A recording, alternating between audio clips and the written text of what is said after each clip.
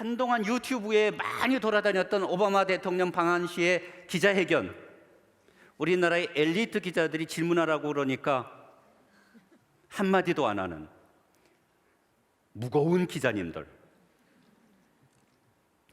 이게 최근에 EBS에서도 다큐멘터리로 제작이 됐어요. 왜 우리나라 사람들은 질문을 잘 안 할까요? 그랬더니 대부분의 학생들이 대답하는 이유 중에 하나가 뭐냐지 아세요? 내가 먼저 질문을 하면 다른 사람들이, 내가 중요한 게 다른 사람들이 나를 나댄다고 한다. 제 얘기는 좀 나대자. 그래야 우리가 어떻게 살고 싶은가를 정확히 규정할 수 있다, 이렇게 생각을 합니다. 개인주의가 된다는 것, 개인화된다는 것은 자기의 감정에 솔직해지고 자신의 욕망을 드러내고 사회에 대한 것인 건 내 자신의 삶에 대한 것이건 자기의 의견을 가지고 있고 내가 어떻게 살아갈 것인가, 어떤 삶을 원하는 것인가를 분명하게 알고 있는 것이 바로 개인주의입니다. 이런 개인주의 싫어하시는 분, 그러면 저 노예죠. 네.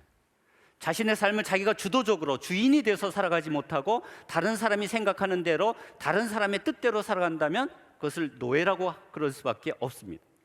프리드리히 니체 이런 이야기입니다. 21세기의 현대인들은 노예라는 말을 그렇게 싫어하면서도 실질적으로는 노예로 살아가고 있다. 왜 이렇게 됐을까? 이 두 가지가 문제예요. 이런 속담은 오늘부터 싹 지워버리자. 표는 익으면 고개를 숙인다. 제 말, 익을수록 고개를 들자. 선생님의 얘기를 할 때도 선생님의 눈을 보면서 얘기하자. 눈 밑으로 깔지 말자. 두 번째 저 속담은 뭐죠?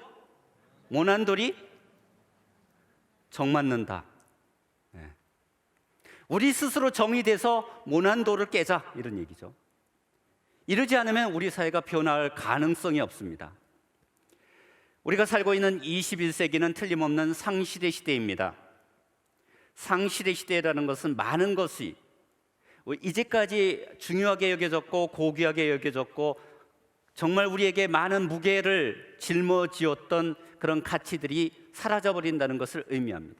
프리드리히 니체는 이러한 허무주의를 수동적 허무주의라고 그럽니다. 상실 그 자체에 대한 비탄, 상실 그 자체를 부정적으로 생각하는 태도, 이건 수동적 허무주의죠. 그런데 프리드리히 니체가 이렇게 이야기를 합니다. 모든 것이 사라졌다는 것, 어떤 것도 진리가 아니라는 것, 영어로 표현하면 이렇게 Nothing is true. 어느 것도 진리가 아니다. 그러니까 뭐가 된다는 거예요? Anything can be allowed, 이렇게 하거든요. 모든 것이 허용된다.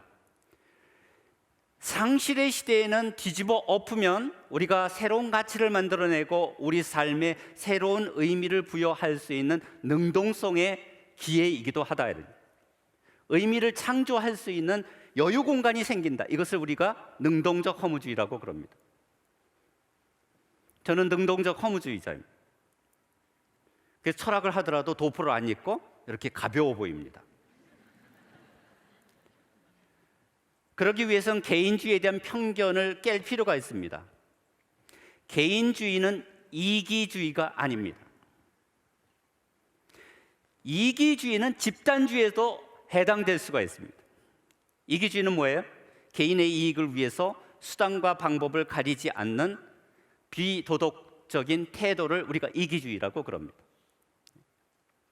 그러니까 남에 대한 배려, 남에 대한 고려, 사회에 대한 책임이 없는 이것이 이기주의죠. 이에 반해서 개인주의라는 것은 모든 것을 평가하고 판단을 할 때 그 중심에 집단을 놓는 것이 아니라 내 자신을 놓는 태도, 내 자신이 도덕적 주체가 되는 태도를 개인주의라고 그럽니다. 개인주의는 이기주의가 아닙니다. 개인은 오히려 자신이 가지고 있는 권리와 사회의 하나의 성원으로서 살아가는 시민으로서의 의무의 주체이기도 합니다. 저는 이게 우리나라에 우뚝 서야 된다, 저는 그렇게 생각을 합니다.